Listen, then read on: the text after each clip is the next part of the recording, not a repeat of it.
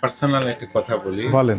আমি 1980-তে আমি যখন স্টুডেন্ট, আমি ডায়না ফ্যাশনের মালিক। আমার 7টা শোরুম ছিল, 7-8টা শোরুম। নাও এখন একটা রাপাতে 6টা শোরুম। গত 10 বছরে আমি সোল করে আমাকে ব্যাংকের ঋণ বা আমি পেয়েছি।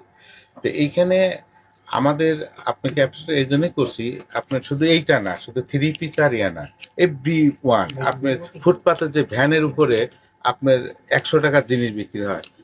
অনেক ক্ষেত্রে দেখা যায় যে এইসব বড় বড় শোরুম, বড় বড় ডিপার্টমেন্টে এসে এটা 500 টাকা 700 টাকা বিক্রি হচ্ছে। ঠিক না? মানে একটু জেড পর্যন্ত আপনাকে কিছুটা মানে ইয়ে করতে হবে, যেহেতু আপনি আরো অনেক কষ্ট করেন। এমনও জিনিস দেখা যায় যে আপনি হয়তো খুব নোংরা মার্কেটে নেমে, এমনও দেখা গেল যে আপনি ইয়ের মধ্যে আপনি কষ্ট করে ফল ফুলের মার্কেটে যাচ্ছেন। তা আমি নৈতিক দিক থেকে আমি বলছি যে সবই আসলে দেখার প্রয়োজন আছে, যে ক্রেতা বা এমনি ইয়া। ইভেন আপনার যে জিনিসগুলো মানে বলে আইটেমের এত এত এখন আমাদের দেশে যে গার্মেন্টস, আমি বলি আমাদের দেশে এক্সপোর্ট গার্মেন্টসে, লট অফ গার্মেন্টসে এখন অনেকের এক্সপোর্ট বন্ধ হয়ে আছে, মেশিনারি পড়ে আছে, স্টাফ পড়ে আছে। এখান থেকে টি শার্ট প্রোডাকশন তারা দিচ্ছে, লক্ষ লক্ষ হাজার হাজার। এই টি শার্ট প্রোডাকশন দিয়ে ওই সুতাগুলো কিন্তু তাদের লাইসেন্স আছে, সুতাগুলো কিন্তু বাইরে থেকে বা ফেব্রিক জন্য বাইরে থেকে তারা বিনা শুল্কতে আনতেছে, মানে এতে ট্যাক্স লাগে না। তো এই জিনিসটা আনার পরে দেখা গেল যে নেভি হয়তো 250-300 টাকা তাদের কস্টিং হচ্ছে। এইটা মার্কেটে ছেড়ে যাচ্ছে 500-400। পলো টলো বিভিন্ন ব্র্যান্ড, বিভিন্ন ইয়া, এটা কিন্তু বিরাট একটা ভাইলেট, বিরাট বাংলাদেশে কোটি কোটি বিক্রি হচ্ছে। তো এটা আপনাকে একটু দেখতে হবে যে এই জিনিসগুলো কোত্থেকে কিভাবে প্রোডাকশন হচ্ছে, কিভাবে আসছে। আচ্ছা, ঠিক এবং আছে। দোকানে এসে এটা 1200 টাকা 1400 টাকা কেন দাম হয়ে বিক্রি যাচ্ছে? হচ্ছে। রাইট। এইগুলো কিন্তু আপনার ওই যে আজিজ সুপার মার্কেটে বলেন, হোলসেলও আছে। আচ্ছা, আমাদের তথ্য দিয়ে হেল্প করলে সুবিধা হয়, জনস্বার্থে আমরা কাজগুলো করতে পারি। আমরা তো চাই কাজ না না, করতে। আমি তো বলছি যে আমার এমন দেশে, এদেশে এমন দেখা গেছে যে 500 টাকার পাঞ্জাবি বানায় 3500 টাকা বিক্রি করছে। রাইট, এটাই হচ্ছে। একটা দোকান থেকে 20 বছরে আমি কষ্ট, আমি কিন্তু এই ট্রেডিং, আমি দোকান, আমি ডাইনার মালিক। এইখানে 500 টাকা 3500 টাকা। আর আমি গত 1980-তে আমি 20 লক্ষ টাকা খরচ করে আমার বাপের চাউলের গদি টদি বিক্রি করে আমি ঢাকা দোকান করছি।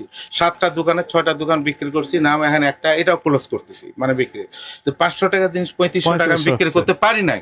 আমি ওই নীতিলি আমি 500 টাকার জিনিস 650 টাকা রেট লাগাই, হয়তো 600 টাকা বিক্রি করি। তখন আমার ফাদার চাউলের ব্যবসা করতে, চাউলের মজন 500 টাকা একবার চাউল বেচে 5 টাকা লাভ করতো। তো সেইটার জন্যই আমি পিছায় বা আমি ওই নৈতিকতা পারিনি। কিন্তু এনারা তো করছেন, এনারা তো করছেন এই কাজগুলো। যারা করছে আপনি দেখেন, যারা করছে, যারা অসৎ লোক করছে, সৎ লোক ধরা খাচ্ছে। সৎ লোকের তো কোনো মানে ইয়ে নেই। এখন কাস্টমারের কাছে একটা জিনিস 4000 টাকা লেখে রেখে ফিক্স প্রাইস সে বিক্রির কথা 1500 টাকা। এখন 3500 টাকা কিনে যে লোক অরিজিনাল ফিক্স প্রাইসে বিক্রি করতে চায়, সে 4000 টাকা বিক্রি করতে চায়। সেই কাস্টমার থেকে বলছে আপনি ফিক্সটি পরে আপনি কি এত, আপনি নিজেকে এত একদম ইয়ে জাহির করেন কেন? আপনার এই দোকানদার 4000 টাকা ফিক্স প্রাইসে লেখা ছিল, 2000 টাকা কিনে নিয়ে আসলাম, 1500 টাকা কিনে না, আপনি কেন 3000 দিবেন না? ঠিক আছে, এটি অ্যানাদার ইস্যু, এগুলো আমরা দেখবো। আপনি বরং আমাদের অফিসে একদিন আসেন, দেশ ভালো হোক। হ্যাঁ, সবই দেখেন, আপনার দেশ ভালো হোক। আর এটা একটু প্লিজ আমি পার্সোনালি রিকোয়েস্ট করতেছি, ওই আজকে উনি যেতে পারেন, যে আমাদের তথ্য দিয়ে হেল্প যদি করেন। একদম কোন নাম্বারে কার সাথে যোগাযোগ করব? আপনার নাম্বার আমাকে দেন। আমি আপনি যে কোনো বলেন, আমি সরজমিনে আপনার কাছে যা লাগে রাত 12টার সময় হেল্প করব। কসমেটিকের ব্যাপারটা খুব সিরিয়াসলি নিতে হবে, তার কারণে এই কসমেটিকে মানুষের স্কিন ডিজিজ হয়ে যাচ্ছে, নষ্ট হয়ে যাচ্ছে। কসমেটিকের আপনি প্রয়োজন চকে বেশি বেশি করে নামতে হবে। এই যে তথ্য পেলে সুবিধা হয়, যেন পাশে দোকানে একটা আছে আলবাস, বিখ্যাত ব্র্যান্ড, হ্যাঁ, ওখানে যত প্রোডাক্ট আছে একটি দুইটি বাদে সবগুলো আপনি ওইটা তো আসে আজকে থেকে 30 বছর আগে নেপাল থেকে, আমেরিকা থেকে ডেট এক্সপায়ার। নাও আমি কিন্তু 80 থেকে আমি লাগেছে করে ওই ব্যাংকক যেতাম, আমেরিকার ব্র্যান্ড, আপনার বড় বড় ব্র্যান্ড ডেট এক্সপায়ার ওইখান থেকে নিয়ে নেপাল ঢুকাইতো, নেপাল থেকে ছিল মেরে, নেপাল থেকে ডেট ছিল মেরে বাংলাদেশে ঢুকাইতো। সমস্যা তো এখানে উদ্বিগ্নের বিষয় তো এটা তো স্কিন বলে এটা বলে না, এর ভয় ভয় অবস্থা। তাহলে আমেরিকার যে জিনিসগুলো তো ফেলে দিত, ওই জিনিসগুলো এখানে বড় বড় কসমেটিকের ব্র্যান্ড আলারা এখানে পারচেস করতো, পারচেস করে নেপাল নিয়ে আসে। নেপাল এবার একটু প্রযুক্তি ভালো ছিল, ওদেরকে নিয়ে আসে ফ্রেশ করে ওখান থেকে লেবেল লাগায় বাংলাদেশে ঢুকায়। তো ভয়াবহ অবস্থা এগুলো চলতে। আমেরিকার ডেটের তো আরো কদিন আগে এরা সব ফেলে দেয়, ফেলে দেওয়ার জিনিস তারা মানে নিয়ে আসে। জাতীয় ভোক্তা অধিকার সংরক্ষণ অধিদপ্তর মহাপরিচালক মহোদয়ের নির্দেশনায় দেশব্যাপী একযোগে নকল ভেজাল প্রতিরোধ কল্পে এবং একই সাথে এই মাহে রমজানকে কেন্দ্র করে যে কাস্টমার ভোক্তারা ঈদ শপিং করছেন, সেখানে যেন প্রতারণা রোধ করা যায় এই কল্পে অভিযান পরিচালনা করা হচ্ছে। এরই অংশ হিসেবে ঢাকা মহানগরীতে 13টি টিম কাজ করছে। আমাদের এই টিমের যে অবজারভেশন, এখানে আমরা যেটি দেখলাম যে বিদেশি বিভিন্ন ব্র্যান্ডের জুতা স্যান্ডেল বিক্রি করা হচ্ছে এবং সেখানে ইম্পোর্টারের যে কাগজ থাকার কথা ছিল সেগুলো নেই এবং ইম্পোর্টারের যে স্টিকার লাগানোর কথা ছিল এই মাতৃযুক্ত সেটি নেই। নিজেরা প্রাইস গান মেশিন দিয়ে ইচ্ছা মতো দাম বসিয়ে দিয়ে ভোক্তাদের পকেট কাটা হচ্ছে। একই সাথে বিভিন্ন নামি দামি ব্র্যান্ডের, বিশ্বের বিভিন্ন নামি দামি ব্র্যান্ডের যে প্রসাধনী সামগ্রী সেগুলো একইভাবে চকবাজার সহ বিভিন্ন জায়গা থেকে ক্রয় করে তারা নিজেরা প্রাইস গান মেশিন দিয়ে এমআরপি লাগিয়ে বিক্রি করছে, অথচ তাদের সপক্ষে কোনো রকম ডকুমেন্টস নেই।